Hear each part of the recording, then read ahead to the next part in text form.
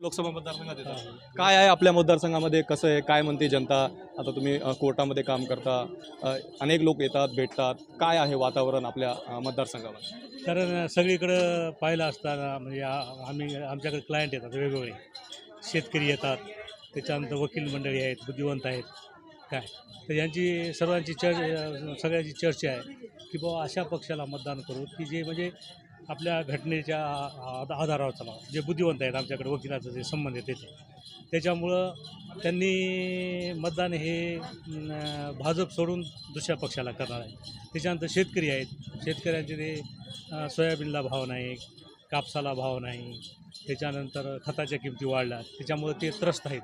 त्याच्यामुळं त्यांच्यात बी चर्चा अशी आहे की आपण भाजप सोडून मतदान करू आणि भाजपला पर्याय कोणता आहे तर काँग्रेस आहे. त्याच्यामुळं जास्तीत जास्त लोकांची इच्छा आहे की यावेळेस आपण बदल करू.